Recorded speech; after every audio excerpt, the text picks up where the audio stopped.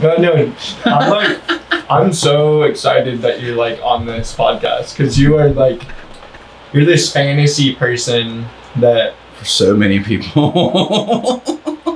no, like I definitely have like said your name and have like brought you up into context, but not a lot of people like I want to talk about some deep shit and just like you just like tell me about yourself on this podcast. Down. So not dating? Not seeing anybody? Nope. I mean, like, I'd be down and I've been trying. It's been hard to like I don't know. It's when I was living here last summer, it feels like a completely different vibe, and it seemed like a lot more people were down, a lot more people like were down to hang out. And then this summer coming back with like the whole like pandemic and shit going on, it honestly seems like everyone's like in a relationship now. Yeah, it's the COVID lockdown. And I don't know, it feels like being like a little older instead of like 21, 20, now like I'm 22. It just seems like everyone wants a ring on their finger and everyone wants to fucking like plump up and get into these marriages and have kids. Those poor people, yes. Have you noticed that? Or is it, you probably don't notice that because you're not in like our immediate age range. But I'm in school with you. Those are the main population in my classes is all people your age. So that's right, you didn't see me. And so school sucked. San Marcos sucked. Why? I was in a classroom where the next person close to my age was 26. You can actually scoot back on my level. This thing got moved last night, and I did not. And there was a group of 3 girls in the class that decided that they hated me, hated gay people, voted for Trump. They just went to every possible extreme they could to make the classroom uncomfortable and difficult for me. Why do people hate gay people? So what I want to talk about that a good amount tonight. Like, you said these girls made it very uncomfortable for you, and you being like a homosexual or even heterosexual, because I've seen you do They made it where I couldn't speak. Why? Every time I spoke, they said it made them sexually uncomfortable, that I created a sexually hostile or charged environment, and that made them uncomfortable, and that they wanted it to stop. Did you keep on speaking? No, because they went and spoke to the professors in the administration about it. And so the administration called me in and said, you can't do this. Like, you'll end up being kicked out of the program. What were you even saying? I wasn't talking to them. I was talking to my friends on the phone about what I was planning to do for the weekend. And they were overhearing a conversation that was happening outside of the classroom where I was on the other side of a wall. And that's the only time that I ever said anything that they could have ever talked about. But then any instance that they could say that I had been cheating, any instance where they could say that I'd been having an inappropriate conversation with someone, any opportunity that they had where they could be like, hey, teacher, make that stop. They did. So they're like my age, a little older, like early 20s, mid 20s? No, your age and younger. There was one girl that was a little older than you, and like she's married to a policeman who's my age, so like, I understand why she's got some issues, but you know. Yeah. It was like, this is not okay. What were you doing? You were doing prereqs at San Marcos for like, you were in I was finishing a bachelor's degree in 16 months. Okay. What like title of the bachelor's degree? Exercise physiology and nutrition. So you recently just got a bachelor's degree in exercise physiology and nutrition. Exercise physiology. So it's a kinesiology degree. Okay. So this is like a personal trainer rehab degree. Okay. So you learn about diagnosing injuries, you learn about using treatment plans, how to put together exercise plans and nutrition for your patients so that they understand what they need to be doing in order to get better. And this is also a diagnostic course in how you give them exercises to diagnose what the injury is. So depending on what they can or can't do, you know which muscles are injured and which muscles are not functional. And you did that in 16 months when you were living in San Diego? Yeah. Do you still have like a house in San Diego? I do. Okay. So you're paying like monthly rent? Mm-hmm. Okay. But I do better than most people financially.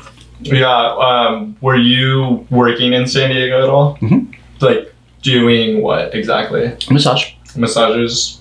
Did you know prior, because I met you when you were living here in SLO, and then you moved to San Diego. Did you know people when you moved to San Diego? Okay, so you already are plugged in, connected. People know you're this wizard with your hands. Okay. So that's how you like made money. That's how you survived in San Diego. And you went to Santa Marcos, just got a bachelor's degree. And you're not just stopping there, you're on this course to become a doctor. So moving back to Las Vegas, they have the Torah University there, which is a Jewish university, which is a DO school. So Doctor of Osteopathy, which is a holistic practitioner versus an MD. What's the difference between a holistic? Holistic is like your entire care. Like you want to make them happy. Right? MDs treat symptoms. Okay. Holistic doctors treat causality. What's causality? I treat the cause of your cancer. I make the cancer stop. If you have seizures, I look for what is causing your seizure to treat it rather than to just treat the seizure. So I'm not going to give you a medication that you need to take for the rest of your life. I'm going to look at your life and we're going to give you medicine if you need it. We're going to find out what's going on. Okay. And then once we understand what's going on, we give you a lifestyle change prescription. We give you a nutrition change prescription. We give you exercise. Like if you're sitting on the couch all day at home eating a 4,000 calorie a day diet and you weigh 280 pounds and you're 5'2", and you come in and tell me your back hurts and you've got nerve pain in your feet, I'm going to tell you that you're diabetic and you have lumbago and that you need to start working out and that we need to get you into some cardiovascular exercise. We need to get you on a diet. And by diet, I mean a meal plan that meets your nutritional needs and gets your glycemic index under fucking control. Yeah. And gives your insulin level a chance to recover. Yeah. And if we need to give you supplemental endocrine support in the form of exogenous insulin, then we will. Yeah. But if we can get you back in shape and we can get you on a set healthy diet where you're taking care of yourself, your diabetes may go away. So that. What would an MD do instead of that? Just give you an insulin prescription, send you home, and whenever you bitched about your feet hurting, they'd give you lorazepam, Norco, ibuprofen, which we know is shit. What is ibuprofen shit? Ibuprofen causes a number of problems in the healing process and the way that it affects the inflammatory phase of an injury. It also causes problems with bones. As far as how bones and connective tissue heal, ibuprofen causes problems so that there's greater fragility and greater tendency towards fracture and less density of the tissue after you take ibuprofen. And it has other additional interactions with vitamin K, which is how your body clots. And there's a lot of things why ibuprofen is shit. Why so you don't take ibuprofen. What do you take instead of ibuprofen? Acetaminophen. Okay. Aspirin. I usually don't ever like. I smoke weed. Yeah, I'm in pain, yeah. I take THC. Yeah. And like I can topically take it. I can do an ingestion. I can do a tincture. You know, there's all kinds of ways to deliver what you need to the system. And when I'm in pain, I do breath work. When I'm in pain, I work out. When I'm in pain, I do yoga. When I'm in pain, I check in with my body and be like, what's wrong? How do I fix it? Do I need to stretch? Do I need to rest? Do I need to see someone? Do I need to adjust a joint? Do I need to get a massage? Do I need to eat? Yeah. Like, what does my body need? Why am I sick? Why am I injured? Why am I out of balance? And then look at why I'm out of balance and see if I can correct it and if I need help to correct it. Yeah. And then I go get the help. Is it cost a lot of money to become what you're becoming? Yeah. Really? Yeah. It's ridiculously expensive. When you officially move to Vegas, I'm assuming like permanently. If you want to call that anywhere. Okay. Right. When you're like living in Vegas and you're like going to school out there at that Jewish OD thing. DO, not Doctor of Osteopathy instead of Doctor of Medicine. Okay. That's the difference.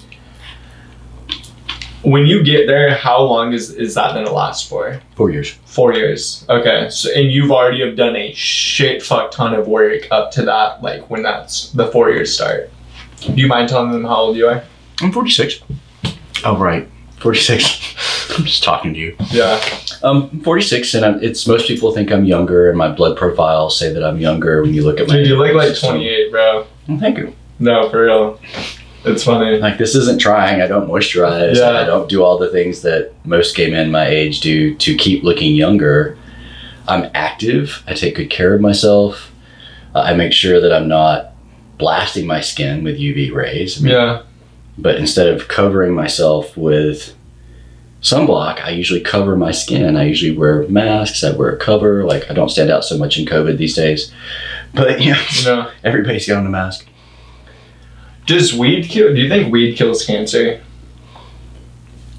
So, in regards to THC, CBD, and the 40 some odd cannabinoids that are currently under study in this country, if you want more information about what does weed do with cancer, look to Israel, where Israel has been studying THC and CBD and all of the cannabinoids for going on 40 years, 45 years. Really? And so if you want the research on what it does, what specific molecules do, Israel's already done the research. And so when it comes to does THC stop cancer, the answer is some cancers, yes, because it turns off the allele. We have what's called oncogenes. Yeah. Are you familiar with oncogenes? I know onco means cancer. So onco and pre-onco genes are genes, most genes are pre-onco. And so that means that this gene can cause cancer if it expresses this way, Yeah. or if this gene is then paired through a copy error with another gene, then it becomes immediately cancerous. And so these are genes that dial up endogenous production of hormones. These are genes that determine whether the cell has cell death when it reaches a certain point of its telomeres being too short, that it begins its replication changes, there's many different genes depending on which cell we're talking about and where in the body we're talking about that cell as to whether that gene, that is a pre-onco or onco gene or whether it's just a performance gene. And what THC does for the cells in the lungs for a number of type of cancers that happen there is it suppresses the oncogene. So when it comes to some forms of pulmonary cancer, yes, weed does suppress the cancer. And when it comes to some other forms of cancer, there is some incidental evidence that the answer is yes, it does help. It seems like it, I mean, I know nothing about what you're saying, you know, but it just, I heard someone say that once and I like saw it on like the web and whatnot. And I was like, dude, like I bet I just feel like it would help. It does. Why is it illegal? That goes back to, and why don't doctors like, because weed is like legal in California and some states, why isn't there like THC prescriptions? There are. There are? There are. You can write prescriptions for THC. There's a form of synthesized or extracted THC. It's an analog to THC called Marinol. Okay. And there's a number of analogs that are currently available in the pharmaceutical index. They just don't do the straight extraction. Yeah. And the reason that THC is illegal is because THC is a companion to the hemp plant, and hemp was a huge threat to the rope business in the early part of this century and to a number of other industries, because hemp can be used to replace cotton. Hemp can be used to replace a lot of plant fibers that we use in our industries. Hemp has many applications. Hemp oil works super well as an industrial lubricant. I mean, the applications are myriad and plethora. And so it was basically blocked to protect a number of American industries. It's political. It's political. It doesn't have anything to do with actual medical situation when it was outlawed. It had everything to do with the politics of the situation. I've been struggling with like tendonitis in my knees for like, honestly, probably like 3 years now. Just like literally just overworking my body and just like continuously like playing basketball even though my knees are in pain. I'm like, oh, like I'm not a pussy, I'm gonna keep like playing, you know, and like literally playing for like another hour, like multiple times a week, you know what I mean? So like my fucking tendons in my knees just got super inflamed, and now they're a lot better because they're like, I know what I'm doing and I'm like doing a bunch of like preventative stuff. But this one time my homie had like this like CBD like coconut oil stuff, and I rubbed, and it was like super like high grade stuff, like very concentrated, and I put it on my knees, and it just like, it felt like my fucking, like the inside of my tendons were just like literally like loosening up, and it just felt like it was coming from within. Right. Isn't that crazy they made something like that illegal? It's And there's a million different things you can use it for. It treats seizures, it treats non-neurotypical anxiety, it treats a number of different problems, and we're only just now beginning to really understand how the mechanisms of the effect, the ways in which the body has an endocannabinoid system. So what that means is that your body produces THC naturally. Your body produces CBD naturally. Are you serious? Yeah. How? It's a chemical. It's an enzyme. Your body has these as chemical messengers within your brain and within your nervous system and within your organ systems. There are receptor sites for this chemical signal. And so that means that this is something we have evolved with. This is not an alien, foreign thing. This is something that has been a part of our environment for as long as we have been here. Yeah. And this has been something that we have been interacting with in a form of agriculture and in a form of ingestion through a number of different ways for thousands of years. We can find this being talked about as medicine and Chinese medicine up to 4,000 years ago. We can find information in Egyptian texts about dealing with cannabis. We see the flower, we see the leaf, we see the translation of what they're using it to treat. Yeah. So in ancient cultures all the way into the modern day, this has been medicine. Yeah. And it's still medicine. Yeah. It's crazy because you're like on this track to become, and then I was gonna say you're on this track to become a doctor. What like, are you going into like a specific field, like treating cancer, doing more like the exercise-based preventative? So I've been struggling, and I'm going for general practitioner. Okay. So I want to do general medicine like family practice, because there's a huge hole in the market. No one is going into general medicine. Why? Everyone is money's in specialty. For most people, the specialty is the thing that they can charge 3 to 4 times the amount for. So that's what they want. Yeah. And that's just financially logical. And there's a huge hole in the system. Because to reach a specialist, you usually have to go through a general practitioner with your insurance company. Yeah. And so there's no one to refer you. And if you have to wait 6 months to see a doctor because you can't find anybody who has an opening to get an appointment, how is that helping you? Yeah. It's kind of insane what healthcare right now, and always. We really should not have allowed the insurance industry to dominate the way that it has. America's health industry is the most expensive in the world. We get fucked. Yeah. It's so expensive to go see a doctor. Yeah. Like, it is literally insane. And it can take forever to go see a doctor. Yeah. What's that about? Artificially created scarcity. When you get into the history of the AMA, which is the American Medical Association, and how they have come to be the dominant force in the medical field in this country, and you look at their legislative activity in the late part of the 18th century and the early part of the 19th century, where they established themselves as the authority by basically making all other medical practices illegal without a license or a permit from them. And the only other 2 branches of the tree that were able to survive were chiropractic and homeopathy. And homeopathy survived because during the flu pandemic, 100 years ago when this was happening, they were able to only have a small handful of their patients die from the flu, while the doctors of allopathy, which are what we have in Western practice, or the doctors of all medicine is what they call themselves. They're not allopaths. They don't know anything. They know nothing about nutrition. Most of them are highly specialized. They're only aware of the system that they generally focus on to a great deal of detail. And then anything else outside of that system, or how the other systems affect that system, seems to be shrouded in a great mist of mystery to most of them. Their education is very focused. It's very limited.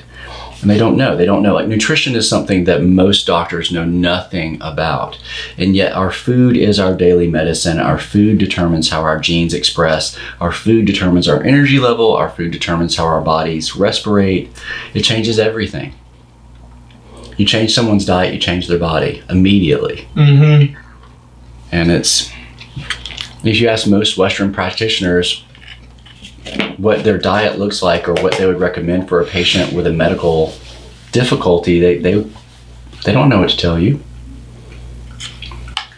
Most of them don't even know what the ratios of their macros and micros should be. Like, they can't tell you how much fat, protein, and carbs they should be eating, much less what micronutrients they may or may not be getting or not getting. Is it like 494? It depends on your goals. Okay. Depends on whether you're building muscle, whether you're leaning out, whether you're an older person or a younger person, whether you're going through a growth phase, whether you're just trying to maintain what you've got. Yeah.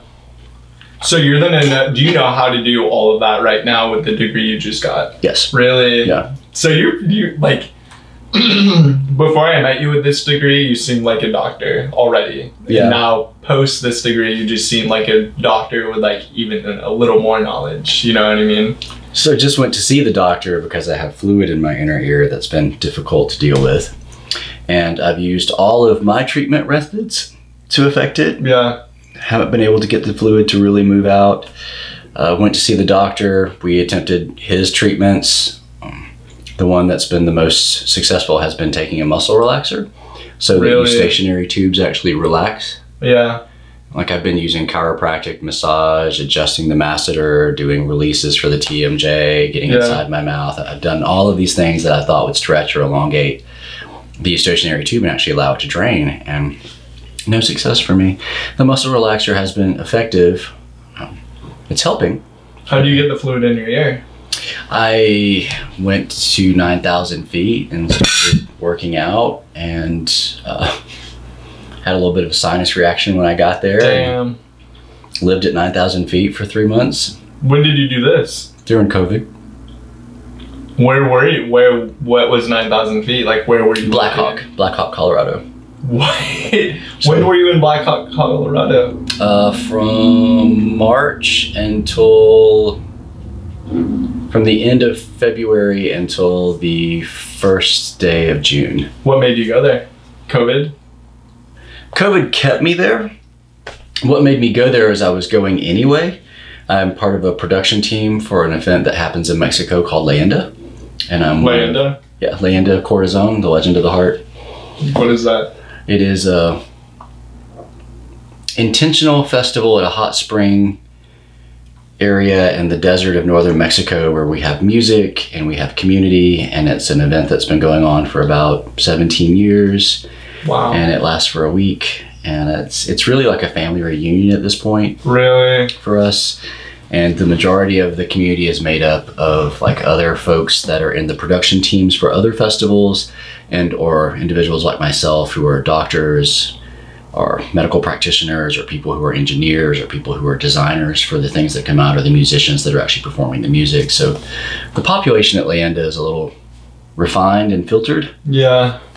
It's not an open festival, not just anybody can show up.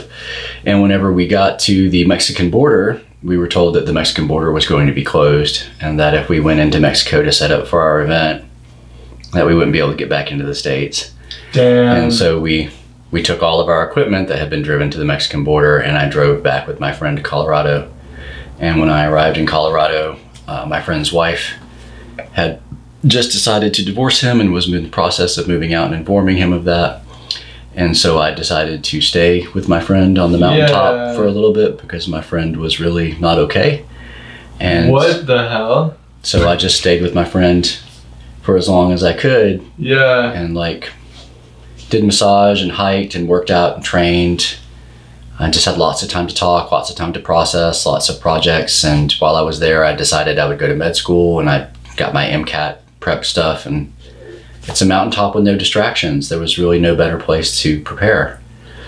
Okay, so you're talking about going through the Mexican, like the border of Mexico? Yeah, or Tijuana. The border of New Mexico? Tijuana. Okay, so why didn't you just go from California to New Mexico? No. Tijuana, Mexico. Across the border, leaving the United States, going into Mexico where you are not a citizen, where you do not have rights. Okay. And this event is, you have to drive on riverbeds to reach the location. There are no roads. This is in Mexico. Yes, Mexico. Okay, sorry. Mexico. I thought you said New Mexico. No, this is in Mexico, Mexico. Got you. So this is kind of dangerous because Mexico is a fucking shit show. Yeah. And California isn't? I mean, the whole world's a shit show. Society's a shit show. But I personally, like, if I were to walk outside in the street right now, I think I would be perfectly fine. If you threw me in a hotel in Mexico right now and you said walk out on the street, I really don't know what the fuck would happen. How's your Spanish? Nada. ¿Por qué no? No estudio. You live in California. I know. Every other person speaks Spanish fluently. There is no reason to not. Is it easy to learn it? It was for me, and I started speaking Spanish when I was in pre-kindergarten. So you literally, like, while your brain was in those critical developmental stages, you got it ingrained in you. Yeah. Okay. So you stayed in, so how did you get from Mexico? So they declined you at the border. They said, COVID's going on, you might not be able to make it through. They told us we could go through. They just told us that if we did, we wouldn't be able to come back. You'd be in Mexico right now if you went, huh? Probably. So the festival did not happen? Mm-mm. Damn, were you bummed? Yes, no. I was really there to spend time with a small group of my friends, and this was an opportunity to do that. Yeah. And whenever the festival did not happen, we drove all of our equipment back up to San Diego. We put some things back in storage. The rest of the stuff we drove back to Colorado. And in the process of doing those things, I got to see most of the production team. So I got to see my friends. Yeah. I just didn't get my week in the desert hanging out in hot springs looking at the night sky, talking about how we're going to dream up the next impossible thing and how we're going to do that next year. Yeah. Instead, that was all over text messages and like quick videos and long conversations over Skype and what's the new thing that we're all using? Zoom? Zoom. So lots of Zoom conversations. That's nice you stayed with your friend when his wife divorced him. Like, how did you just have like months to just like stay on that mountain? One, I had some help from my parents financially. Okay. So thanks, Mom and Dad. They were like, you're supposed to go to school right now anyway. We're not worried about that. If you need us to pay the storage stuff for your stuff while it's in San Diego, we're happy to help you with that. Yeah. And while I was up on the mountaintop, I was in isolation. The only place I went was the grocery store, and I remained masked. Yeah. And so I had very limited expenses while I was there. Yeah. So it was not difficult, and I went up there with enough savings to be able to handle things for a couple of months. So it wasn't a problem. Did you, when you spend that long in isolation, just like on top of a mountain, like you're thinking about your own life and their role in a different way, huh? Like, did you get deep in your feels and deep in your thoughts and just like thinking about the craziest shit imaginable? There were lots of long letters. Really? And lots of phone calls to previous partners or ongoing partners, and there was an opportunity to really invest in my relationship web in a way that being in school had not provided me the opportunity to take the time to say, yeah, I'm going to call you and we're just going to talk for an hour once or twice a week just to invest in us. Yeah. Just to keep building our bridge. And that provided that opportunity. And my friend works in a gold mine, so like when he would leave to go to work for 8 to 10 hours a day, then I'm just at the house on the top of the mountain by myself. So I'm calling, talking to friends. You reconnected with a lot of people. Deliberately, consciously so, yeah. COVID has been a great opportunity to reconnect with what's important. Yeah. And I'm one of those people that's really blessed to have the opportunity to do that rather than to have this time period mean my life is completely falling apart. Yeah. It's crazy for like all the people that like own businesses. Like those people got fucking fucked. As one of those people. What's your business? Massage therapist. Oh, okay. But you don't own like a building and like have all this overhang employees. Right. When like, I went back to school, I gave all that up. Yeah. You know, it was just like I couldn't do that and go to school full time. Yeah. It just wasn't feasible. Like as it is, I feel like I have like a thimbleful of energy for romantic relationships in my life. And that if I were trying to run a business with overhead, with a structure, with a brick and mortar situation, I don't think I would have even that much free. Yeah. And I feel like I would be stressed so much more. Yeah. Like I've watched my friends go through the federal loan program where they were offering relief, and like people would apply and they'd be told that it's pending, and then they get a settlement or they get the amount and it's not what they asked for. It's not as much as they needed. And then other people who are getting way more than they asked for. And then these huge businesses that are getting massive bailouts that isn't what it's just a mess. It's a mess. You know an insane amount of people from literally all over the entire fucking world. Yes. It's crazy. Like, can we go into that and I want to go into people and connections, and then I have a million other questions. Okay. So do you want to know how I built the web? Is that what you're asking? You've built this massive web with like any age, gender, ethnicity, believer. Like you have the craziest like group like following. I don't even know if it's a following. Like you built this giant thing and then you just randomly reconnect with these people. Like you're randomly in SLO right now, and I'm like, dude, I need Shawn on my fucking podcast. I need this to happen so bad. I'm an air nomad. Clearly the haircut. Yeah. It all started with my dad being a preacher. Yeah. And so we would travel a lot. My parents were missionaries for a moment. There was a lot of exposure to other cultures. There was no normal in our world.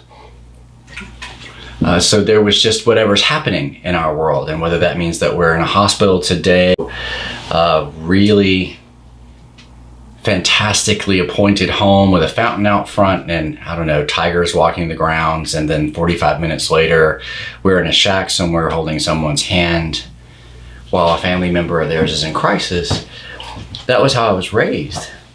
That I was like walking through Rick's portal gun every 30 seconds to the next place. Yeah. And so it became a way of being present and being open and being available to meet people where they were, where I was, and just be. And so my parents have modeled this unconditional love of all people.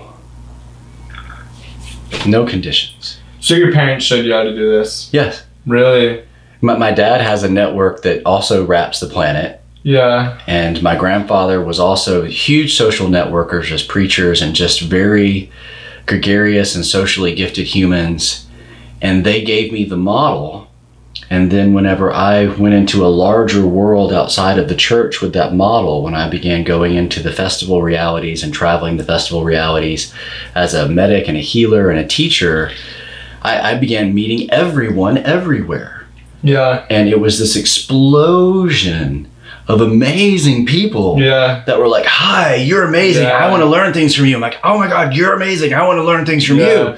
And this relational building, these relational connections. And my passion for most of my life has been transformational festivals, going to events where people are choosing to dive into these experiences to re-understand themselves, to redefine themselves, and in many cases to heal and to become the person they've always wanted to be versus the person they've been showing up as. Yeah. And that these are the ways to see where you are not consistent with reaching your goal by doing it's a lot. Yeah. We could talk about that, just that, for probably a couple of podcasts. Yeah, for real. Go ahead. Oh no, sorry, what were you going to say? It's just a way of living. It's a way of being open and loving and engaging and being present without any kind of expectation. And it has generated the most wonderful life and the most wonderful friendships, where I have this massive extended tribe. Yeah. That also lets me be me. That doesn't ask me to be anything less than what I am. A lot of people think that festivals are just like solely music. You're going to these festivals people haven't even heard of that are like music, but also fire dancing and these giant tents and these giant massage things and orgies. Some of those. How many people have you had sex with? Because I know it's a big number. So once I got north of 10,000 partners, I stopped trying to keep close track on it. So you're saying you fucked over 10,000 people? I've had sexual contact with more than 10,000 people, yes. What about sexual intercourse? Less? By that point, I mean, you're asking me to go through various memories and situations, and like, I'm a sexually active, homo-flexible human that's lived in polycules and non-traditional open relationship models for almost my entire adult life. And the frequency of opportunity to be able to interact with quality companions for sexual exploration and or friendship and or society building and or all the different things that we can use sexual energy to plug into. I've used it. I've used it as a construction, as concrete, as web building, as relational, and also just as motivation. Yeah. Like, for why do I want to look this way? Why do I want to go work out? Because I really enjoy having sex with hot, sexy people. And if I'm a hot, sexy person, then hot, sexy people are going to want to spend time with me. Let's do that. Yeah. So that... It's, if you walked up to like someone just out in the street and you said, hey, like I've slept with over 10,000 people, they're either not gonna believe you or they're gonna think you're batshit crazy. But you actually do live this lifestyle, and I've seen it firsthand. Like, let me just say something about like the gay community. Like, I actually really idolize it, and I wish the heterosexual community was more like it. I have been at your house before, like studying like anatomy and like other science classes, and like Alex was there, and then like you have like your grinder or whatever, and you have you have like called out. You have like a rotation of these like men, or you know, you have these people coming over, and it's like, holy shit, like Shawn, you're a fucking player. Like, you are literally like this pimp person. And like I met all these people literally just like studying a fucking anatomy textbook and like going over like the human body, you know what I mean? Like, and you're just like, I'm meeting all these people, and it's like, dude, and I would ask you about this, like, oh my god, like, why isn't like Tinder like this? You know what I mean? And it's like, it's different when it's male on male than male on female. It's completely different. It's more the male on female. It's like, it's almost like people are like scared, and there's like social obligations you have to follow. And then men, it's just like two men want to fuck.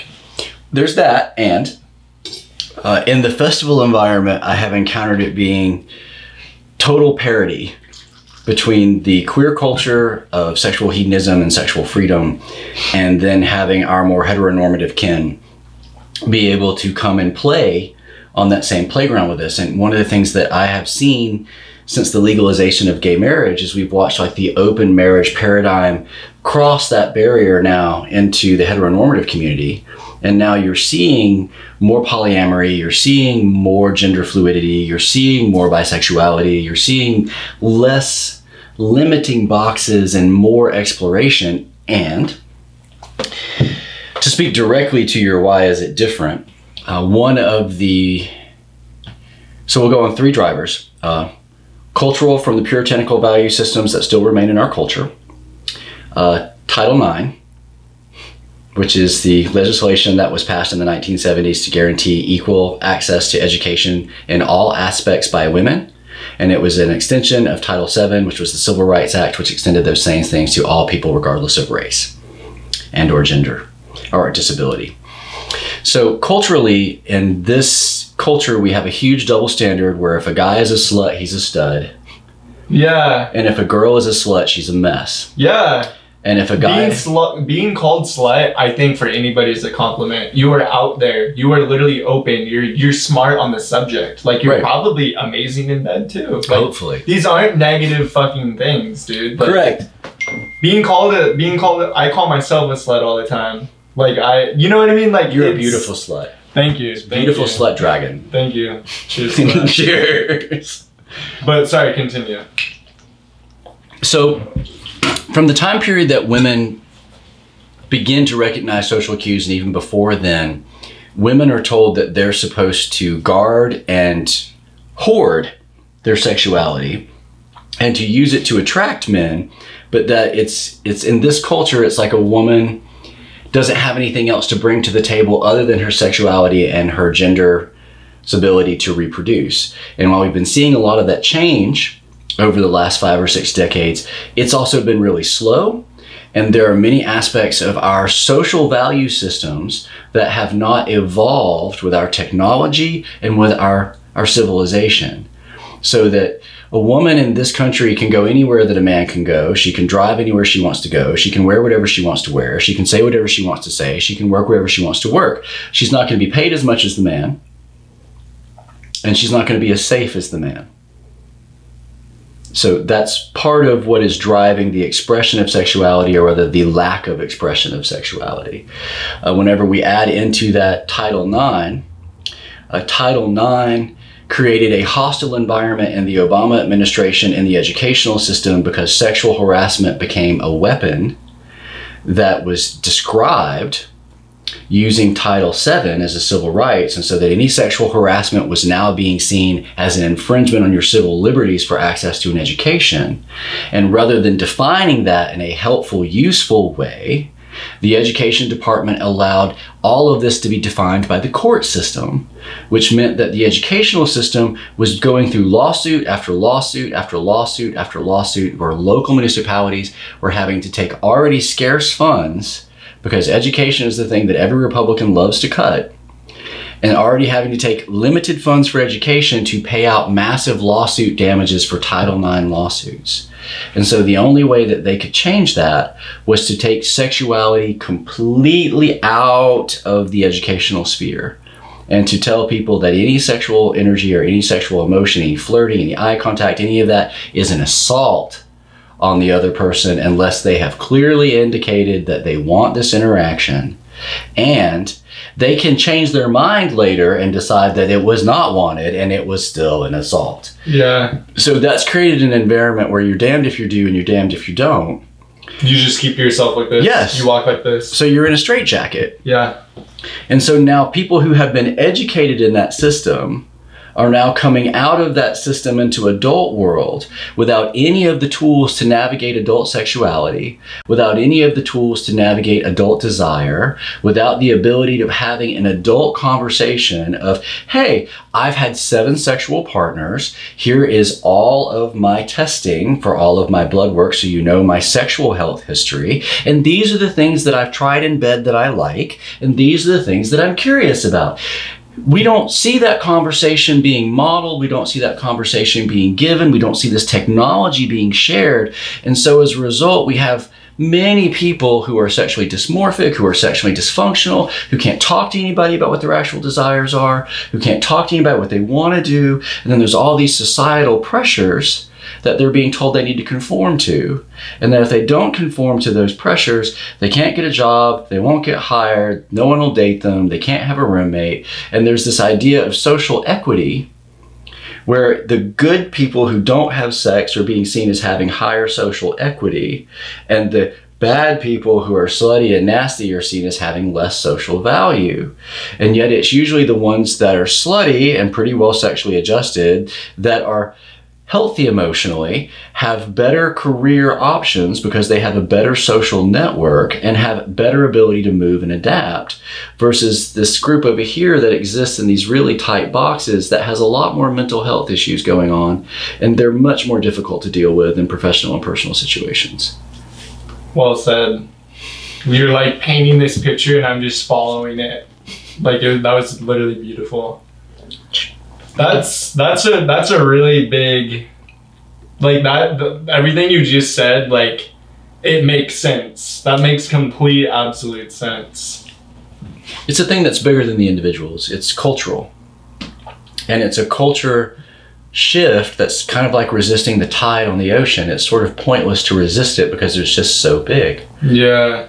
And we are seeing something similar with like gay marriage becoming legal, with polyamory now becoming much more present, where people are seeing more multi-partner relationships, more non-traditional situations. People are more open-minded about how they love. Yeah. You know, friendship can have a much broader definition than it may have once been considered to encompass. And that's also part of gay world, where in the queer world, friendship and sex does not mean that we're dating. Friendship and sex means that you and I are friends and we have great sexual chemistry. We don't expect it to mean more than that. Yeah. And it is a lot about expectation. Yeah. Because in a male-female gender paradigm, if you guys get together and you have great sex and you have a good friendship, there's this y'all should make babies. Yeah. And there's a genetic clock ticking saying have children soon while you're young because you're going to die. Yeah. In the we'll call them ourselves non-breeding communities. In the non-breeding communities, that pressure is not there. So therefore we have a much greater degree of freedom because we don't have a small human that we created, that we brought into this world, that we're completely responsible for taking care of. Because all of the energy that we would have put into all of these other relationships, self-growth, self-realization, professional, that all goes into the child. Yeah. Oh, it seems like kind of like what the first thing we even like started talking about, like now that I'm 22, like my friends, my main group of people that I hang out with are like 22, 23, like you can kind of see it, like the tide starting to change, and like people are like wanting to start, like people are thinking about kids. I know people that are having fucking babies right now. And it's like, dude, that's insane. Like, I feel like a child still. Like, how could you even think about raising another thing that's gonna come out of your vagina? Like, that's crazy. It's literally a clock. It's a genetic time bomb. And like, literally, they're not thinking. And they're not thinking because they're it's emotional driven, it's hormone driven. It's crazy. So at that point, it gets to be more of a conversation of like, why are you choosing to have a child now? Yeah. Do you feel like you're ready to be a good parent now? And do you feel like the world is ready for another child? Because in my communities, most of us look at the world and the state of the world and the state of the environment and what we've done to it, and most of us are deciding to not breed because there needs to be fewer humans, not more. Yeah. There's too many of us. Way too many. And we take up too much of the environment. We were destabilizing our ecology. We're basically cutting the tree limb right out from under ourselves. Yeah. And it's been a conversation, amusedly, that I see more sexual variation going on now in humans that I interact with than I did when I was your age. Yeah. That said, there's more humans. Population density is going to drive a greater exploration of human sexuality because people don't want to live in a closet. We can look at Japan, we can look at China, and see what overpopulation looks like. Is that what you really want, to live in a world where there's no green anywhere, where everyone has to live in a hive and everyone lives in an 8x10 cube and that's your space? Horrible. Yeah, no one really wants that, and yet that's what we're headed towards if we don't get our birth rates under control and we don't get this under control. And as to why people hate gay people, it's because we break all the rules. Yeah. We break all the rules.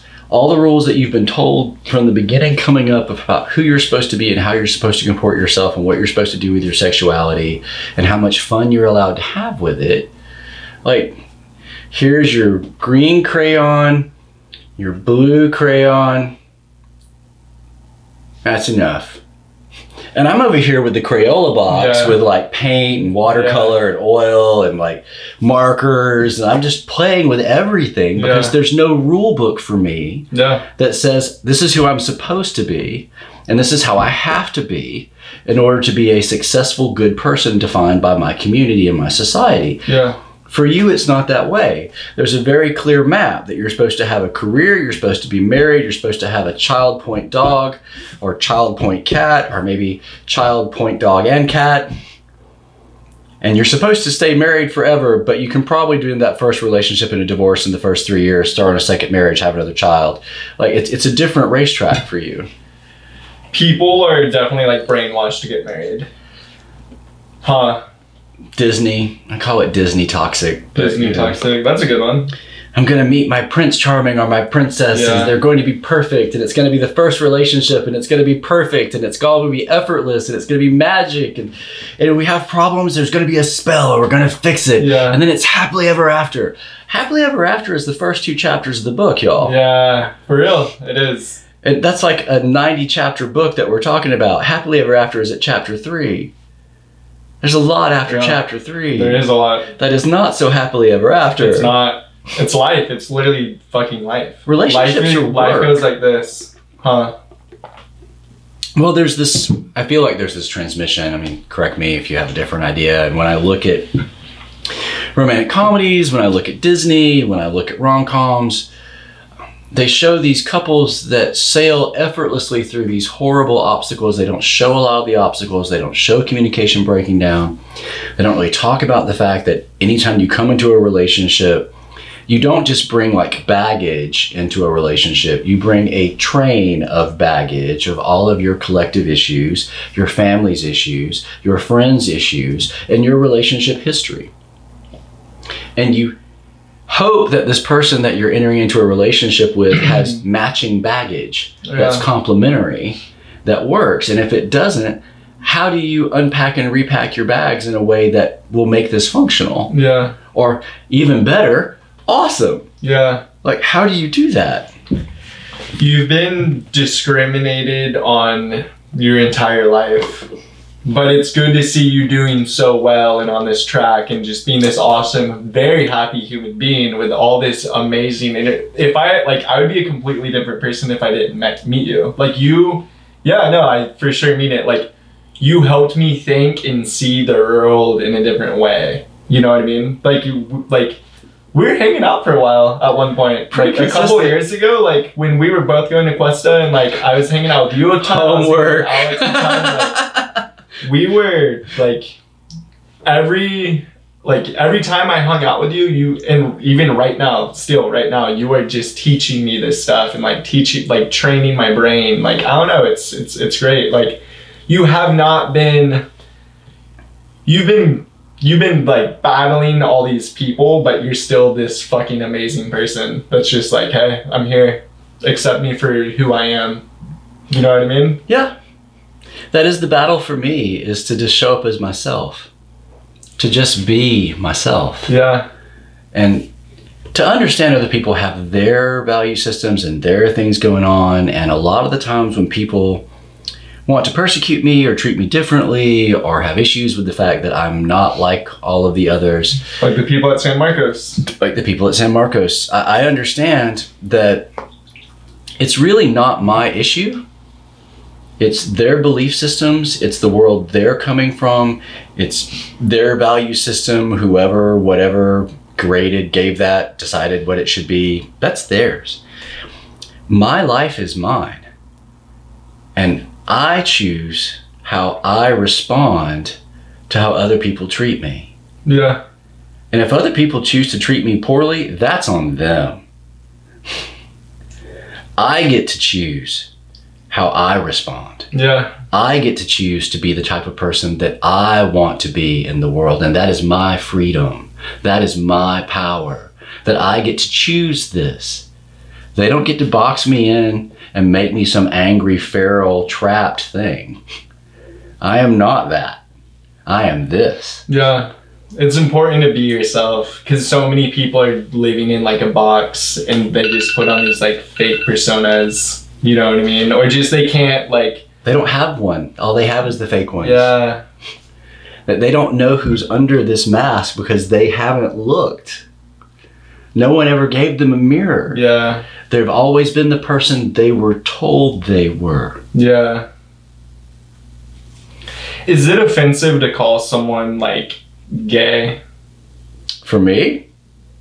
Like, okay, I know you don't give a fuck, but like, what is the correct political term to like, is it, like, do you identify as gay? Do you identify as homosexual? Do you identify as queer? Like, what is the nicest way to like not offend somebody? I can't answer that because I'm not very easily offended. Okay. I mean, you could say, hey cocksucker. Like that's, yeah. My friends greet me that way in some circles. I mean, it's fine. Hey queen, hey queer. It's within my social sphere, those are often terms of endearment in the same way that fuck you can be I love you. Yeah. Within certain friendships. And that is the way that it has worked for me. And when I was much younger, when I was your age, being called some of those things would have really pissed me off and made me afraid, because people actively tried to kill me after calling me those things, and people actively tried to break my bones, cause my parents to be run out of town, make my life extremely difficult, vandalize my car. I mean, it was not easy. Can you tell one of the stories of like you doing combative like defense because these people want to fuck you up because you're gay? Isn't that fucked up? It is really fucked up. It's honestly sad, and these are the same people bitching that a change needs to be made, huh?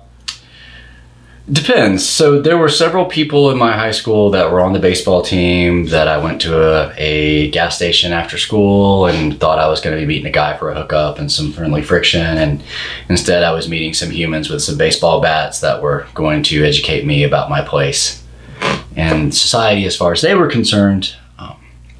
The end of that encounter, I don't remember it. I got hit with a baseball bat. I broke 2 ribs. I had a concussion. I don't remember it. I put several of them in the hospital and I drove myself home. Are you serious? And the next day at school, I found out what happened because there were 2 folks that worked at the McDonald's across the street who had seen it, who both happened to be cross-dressing individuals at my high school. Are you serious? And they came and said, we think we need to be friends. Really? And so that was the beginning of an alliance at the South Georgia High School of gay kids meeting other gay kids and being like, we can help each other. We can protect each other. If we have our own pack of those of us who will not go quietly into the social block, then we can lift each other up. Yeah. In magnifying the change and being the change. We can support each other and being the change. How do you think you took on these kids that had fucking baseball bats? I've been studying martial arts and playing with a sword, and like I sparred in the backyard every day with my brothers, and I sparred with my friends. Like, fighting is not something that was alien to me. Yeah. And in this particular subculture in South Georgia, the presentation was that gay boys are very delicate creatures. And you know that I'm not very delicate. I'm fairly difficult to break, and I'm pretty comfortable in uncomfortable situations. So I was not what they were expecting, and they were unfortunately what I was expecting. So you caught them off guard. I'd been raised in New Orleans at that point. Like, the high school that I went to, the junior high that I went to had metal detectors on every door. Like, we had great deal of violence, a great deal of gang violence. I lived not in the inner city, but in a part of city of New Orleans that was not real known for nice. And like, we had gangs that went up and down our street. Like, my brother and I would protect ourselves, protect our family from folks that would assault you with chains and baseball bats and boards with nails in them. And it was a real classy neighborhood. So we learned to protect ourselves, and my parents also did their best to teach us to be nonviolent unless there was no other option. And so you would always try for the best outcome. Yeah. And navigate to the best of your ability at whatever you found yourself with, whatever tools you had on your chain at the moment that you could reach. Yeah. Honestly, you weren't in high school that long ago. Like 20 years ago, huh? 27 years ago? 28? You're 46. Yeah. So you were 16, 20 years. No, okay, my bad. Okay, 30 years ago. Yeah. Okay, my bad. Shitty math. I'm in summer mode right now. Well, you also forget how old I am. Yeah, because you see for real. me at college, you see me with your friends, Yes. you see me going kayaking and mountain climbing and like Yeah. jumping off of perfectly good cliffs. Yeah. You see me going to music festivals, you see me dancing for 5 or 6 hours, you see me doing acro yoga, Yeah. you see me doing all kinds of things, tightrope walking, fire spinning. You don't associate the things I do with Yeah. someone with that much experience in life traditionally. And where we are right now, San Luis Obispo, Yeah. is a blue zone where I am not that uncommon. Yeah. That there's a lot of people like me here that are vibrantly alive Yeah. for their entire lives. Do you think we could get, I don't know him, but he's a good friend of yours, the creator of SOE. Could we get him on here? Oh, You definitely. think so? Oh, Do you we think he would come out here? He would. He'd be intrigued, yes. Really? Dude, he's been on national media in a thong. I think he'd be fine to come talk to you. A thong and fur booties Yeah. and silver sunglasses. He's gnarly. He's an amazing human. How did he make SOE? That will be his story to Oh, tell you. his story. Are you bummed SOE is over? No. No, you're not bummed? No. Why? Because SOE served its purpose.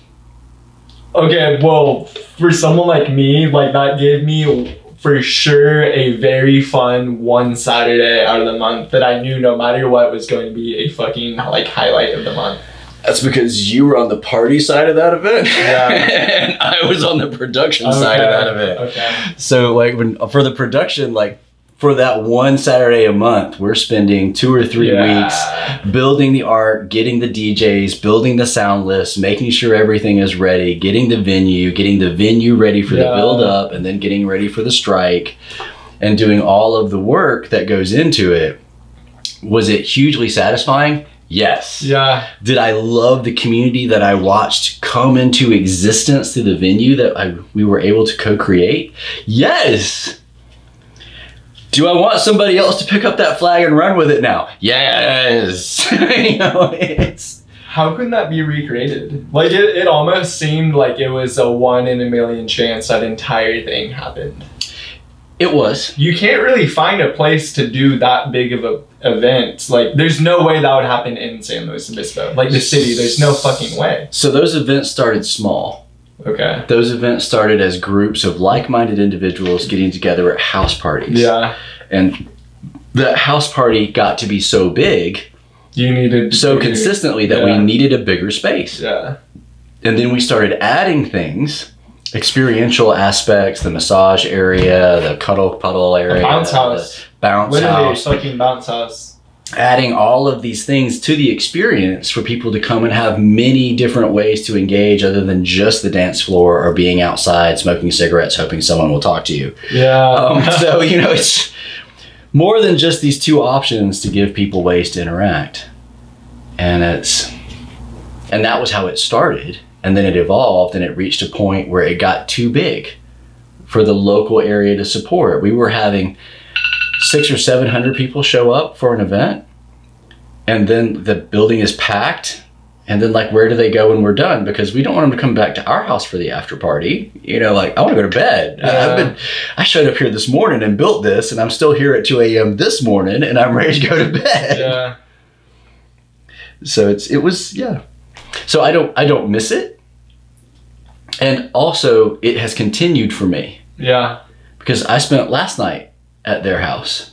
Yeah. And whenever I come into the area, like I continue to have that culture be the primary one that I'm interacting with. It's just not the huge public version of it anymore. Yeah. It's now more like the village version again, where there's, say, 60 of us that are all in different clusters of super close with different close, and we keep track of each other and talk to each other and keep connecting every time we pass.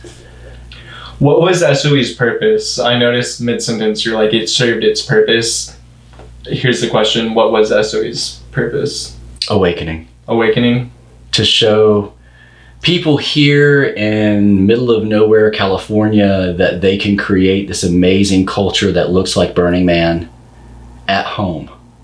that you don't have to go to Burning Man, you don't have to go to San Francisco, you don't need to go to LA to have this amazing transformational experience, to have this culture of freedom, to have an experience of freedom and connection, and to also just be you. You can be you wherever you want to go. That was my Burning Man nirvana transformational moment the first time that I went to Burning Man decades ago. When I realized I could be my whole self, shaman, priest, medic, teacher, lover, orgy leader, beautifully sexual gay male, and all of its freedom and sensuality and hedonism in one place, without having to partition myself off into these different rooms where this part of me was acceptable, where this part of me could be, where I could be these parts of myself. Instead, I could just show up as a whole thing and be. And that became one of the seeds for SOE, was that was a transmission that we wanted to broadcast to everyone, everywhere. You can be your whole radical, amazing, unimaginably awesome self everywhere, all the time. Why aren't people like you and Nick leading the country? Because we're smart enough to know that politics is a rigged rat race, because we understand corruption when we see it, because we want to see a completely different system, and we're working to be part of that. We're working on the grassroots level, and we look at a two-party system and we see a losing proposition in lies and deception. It seems like, this sounds super negative, but it won't, like, when I think of like a little bit of time ago, like the 70s and the 80s and the 60s, I think of like these super unjust, unfair, like, hey, you're gay, hey, you're lesbian, you can't work here, we're gonna hang this black person, yada, yada, yada. Like all that crazy shit was going on, and it's like, that's still happening right now. It seems like nothing's changed. Yes. I bet a lot has changed, and everything's like a bit better, but like, when I was working at my old work, there's like the news on in every like room that I went into, and it's just like these riots going on, and this police officer that knelt on a black male's neck for like 9 minutes. You know what I mean? Like, it seemed like that stuff's still happening, and it's just gonna keep on happening. Like, I feel like with you, like people like you and Nick, if you guys were like, I don't know, like, you see what I'm saying? Like, it seems like it's such a slow change. It seems like no one's thinking with their fucking brain anymore. Seems like it's a slow change. Or am I just really like ignorant on this subject? Not necessarily. You're looking at the big picture. You're seeing the big picture, and in the big picture, it doesn't look like very much has changed. Yeah. 7 years ago, I could not legally get married. Okay. That's 7 years ago, I was a third-class citizen, not a second-class citizen, because I didn't have the ability to choose to enter into a relationship with someone that I loved legally. I didn't have the option to have my inheritance rights recognized. Anything I wanted from my relationship beyond the moment of my death was irrelevant if my family wanted something different. And anything regarding my medical care, or my lover's medical care, or my lover's and beloved's medical care, I was not allowed to interact with. And now we have those options. 7 years ago, I could have been fired and kicked out of my house. I could have lost everything only because I was gay. Now, that is substantially more difficult. And while the Trump administration has pushed mighty hard to give people the ability to use their religious liberty to propagate hate and pain,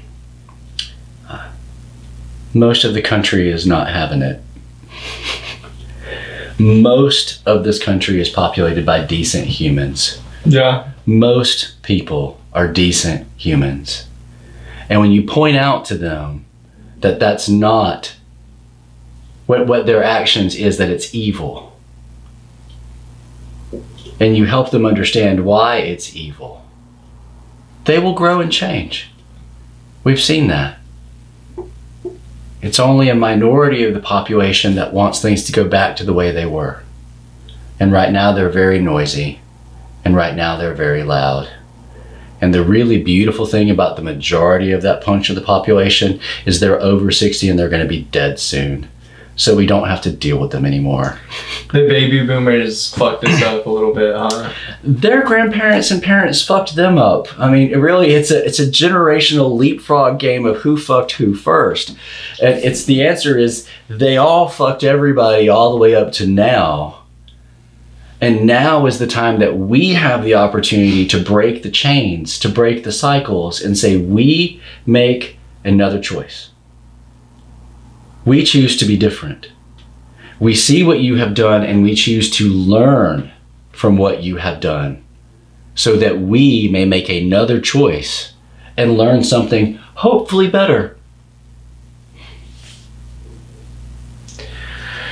You're like very well spoken and like so informed, and like you're just like your brain processing power, you know, you're like, you're not a Honda Civic, you're like a Lamborghini, like Aventador or something, you know what I mean? Like, I like to think I'm an Enterprise E.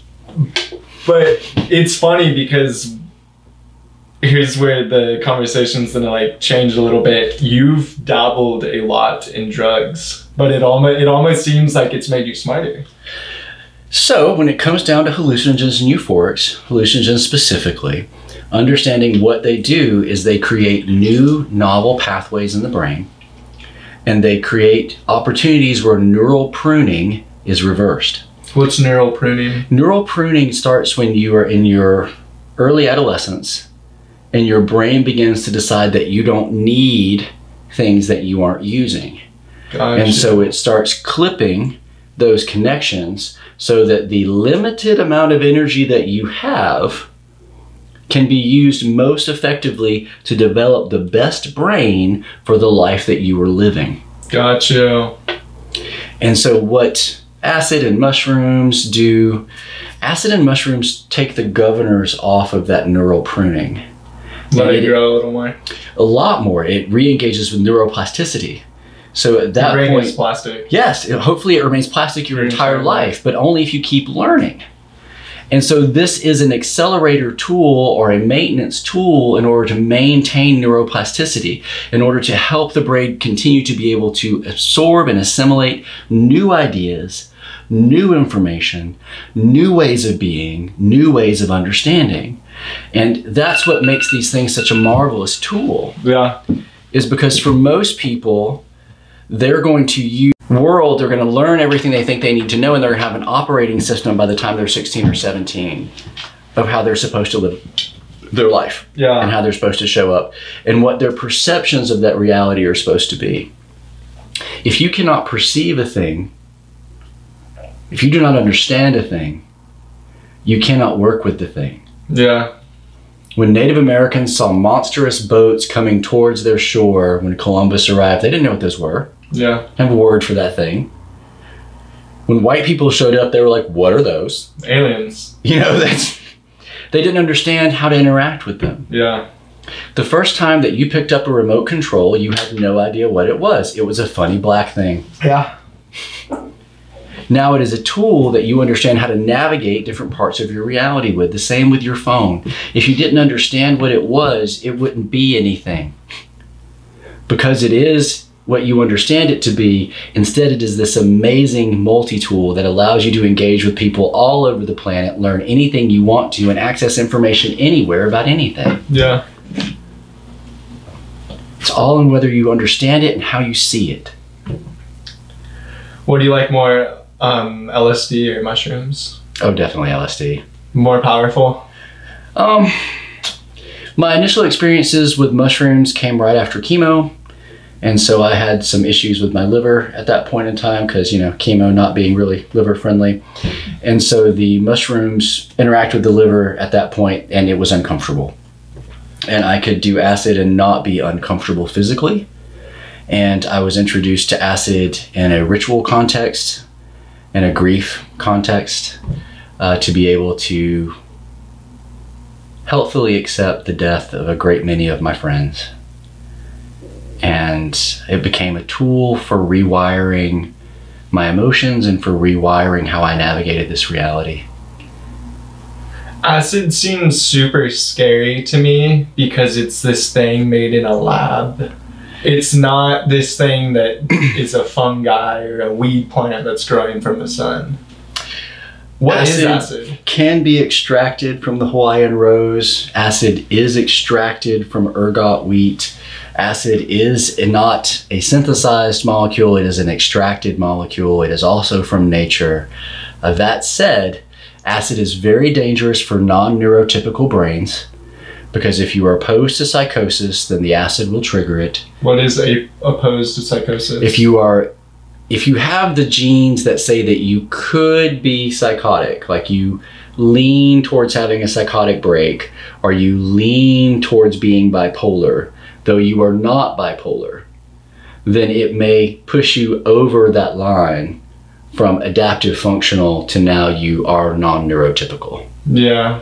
And it may be difficult for you to find a way back into functionality. Really? So it's important that when people engage with these things, that there's some level of awareness, that there's some level of education about what's happening. The first time that I interacted with hallucinogens, I had read books upon books upon books about what it was doing to my neurology, what neurotransmitter it was interacting with, how that was changing my neurofunction, and what that was going to do to my perceptions, and what that was ultimately going to present me with the opportunities to change about myself. And I knew all of that going in. I did it with a group of people who had been doing this particular experience for many years. I did it with a group of people who also included mental health practitioners.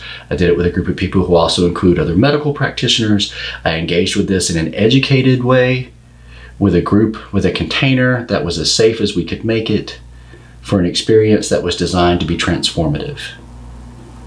So I wouldn't say just go eat an eighth of shrooms and expect to meet God. Yeah. Could happen. Mm-hmm. Doesn't mean it's going to. If you're going to engage with those things, I really encourage education, and I really encourage understanding what is meant by the word container for the experience, that you construct the container.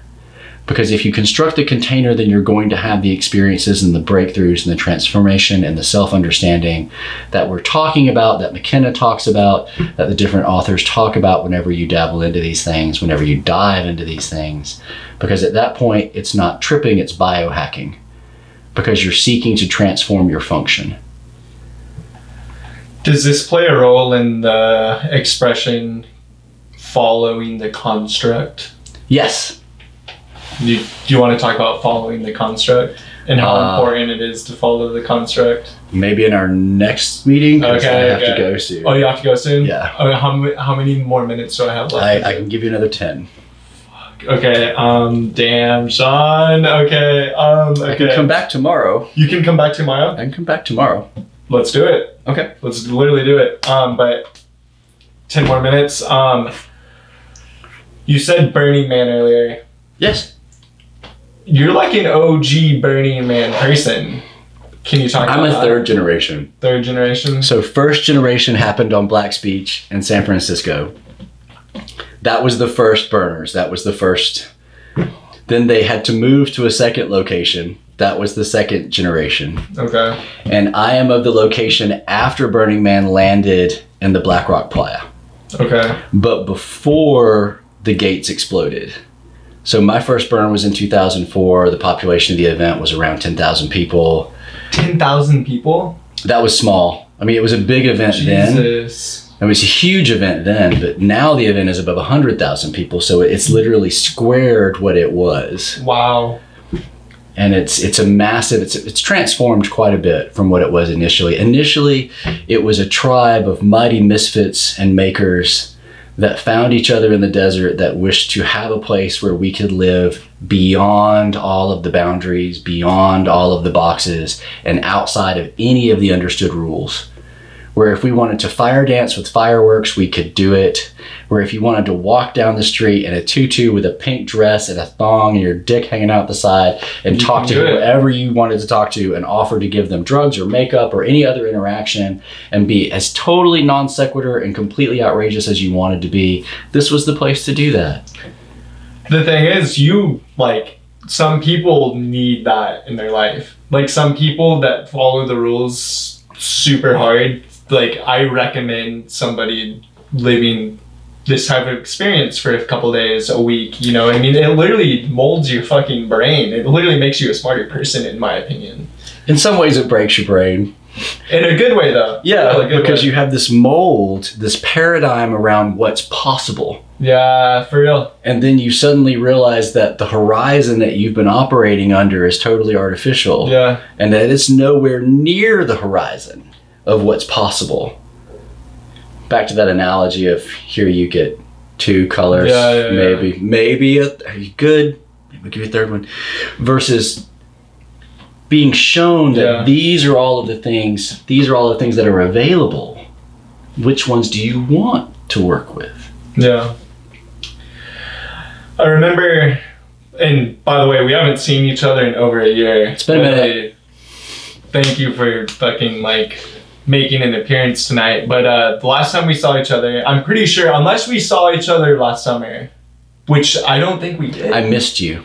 I missed you every time I came through town, every time I came for a camp out. Yeah. Like you were either sick or you had to leave or something had happened. Yeah. And then every time that you were going to be there, like I couldn't make it. So it's because there was the going away party that I was supposed to come up and catch. Big Sur? Yeah. Yeah. Dirty Dungeon 3. And then I had the Achilles injury and couldn't really hike or go places or do things. And so it made life interesting. And now we have COVID and we found each other. Yeah. Takes a pandemic. When we were in Vegas, I remember your friends. Justice. No, it wasn't Justice. It was, we went to the hookah lounge with, like, this first morning we were there. Vince? Oh, I remember the hookah lounge. He had a wife. Or, like, a girlfriend or something. That describes a lot of my people. Okay, it was... I remember the outcome. I'm trying to remember who was there with us. Me, you, Alex, we drove and we met this dude and his wife. And it was at, like, some, like Arabian hookah lounge. We had like some stuff in the morning. I remember going. I'm trying to remember who we were meeting. He seemed your age. He probably was. Maybe a little younger. He seemed gnarly. Do you remember her name? No. Like blonde girl, short blonde. Let's see if I have pictures. Where was I going with this? What was I going to say? Well, if you tell me what you were going to say, we can probably figure it out. Yeah, no, fuck. I totally forgot what I was going to say. Maybe you'll remember. Oh, we were talking about Burning Man. And then he was like, yeah, like a bunch of the good people were leaving and a bunch of the bad people were coming in. What does that mean? He was saying it sounded like Burning Man is declining. Okay, I remember this conversation now. The filter on the event is now gone. What's that mean? So anyone can go? Well, before anyone could go, but you had to bring everything. Now there are what we call the plug and play camps, so that you can pay an exorbitant fee beyond your ticket price to a theme camp, and you can literally show up with your backpack and your booties, and that's all you brought. And everything else is supplied. Yeah. Versus previously, you had to bring everything. Yeah. You had to make everything. If it was your costume, you had to make it yourself. Yeah. If it was your makeup, if you wanted to look a certain way that night when you went out, you either had to find somebody to help you do it, or you had to figure out how to do it. Yeah. And it was a much more self-empowering community. And now when people show up for the plug and play camps, there's like a dispenser on their camp where they can go and pick out the different gemstones that they want to have glued to their face and have a professional makeup artist do that before they go out for the night. It's corporate. So that it's corporate interest coming into an event. And our culture says that we don't do that. And Burning Man changed from having the 3 that were in charge to having a group roundtable that's in charge now. The original 3 stepped away. So it's different. Yeah, it's now, well, it was a whole nother different, but now it's a different non-for-profit entity, and now it's a for-profit entity. And it has a leadership board, and the leadership board has their own agenda, and the values are no longer necessarily the values of the people in the street. The values are the values of the executive board as they seek to determine the direction that Burning Man is going in. And the things that motivate Burning Man are now completely different than the things that motivated Burning Man in the beginning. And so we call them Drainbows. our sparkle ponies, when they show up and they look amazing, and it's because somebody else did all the work, and that's literally all they bring to the party. Is I look amazing, and it's like, well, can you do anything? What do you do? How are you? What are you? What do you bring to share? What did you bring to teach? What did you bring to offer? I brought this. Okay, well, that's nice. It's different. The initial culture was one about being participatory, and a good descriptor is fire spinning. So my first burn where I spun fire, I walked out onto the esplanade, which is the center of the event, which is this open clearing that the entire festival surrounds. And I lit up my staff, I put out my staff, I had my friends, my gas, my safety equipment, and we started spinning fire. We put up some music, we were having a good time. Within about 2 minutes, several hundred people had gathered to watch us spin. And there were also about 80 other people all right there who immediately joined, brought gas, brought flow toys, brought outfits, brought themselves, brought safety equipment, immediately established their own little safety stations, and everyone started spinning fire. So several hundred people showed up to watch about 100 people spin fire. And then as that wound down, that became sort of a self-feeding thing where you'd get tired of spinning fire, you'd pack up your shit, you'd go. Somebody else would come running in with their equipment and be like, I'm here, I want to spin fire. So now if I go to Burning Man last year and I walked out on the esplanade with my safety equipment and my fuel and my flow toys, and I set up and I proceed to spin fire, several hundred people will appear to watch with their cameras and their phones. Damn. And they will do so in silence, and they will not give you any feedback. They will not participate. No one else will show up to spin fire because all they see is a black wall of darkness where all of these people are pointing their camera at you. Yeah. And no one is participating. Those are the people that are the wrong people. Yeah. For Burning Man.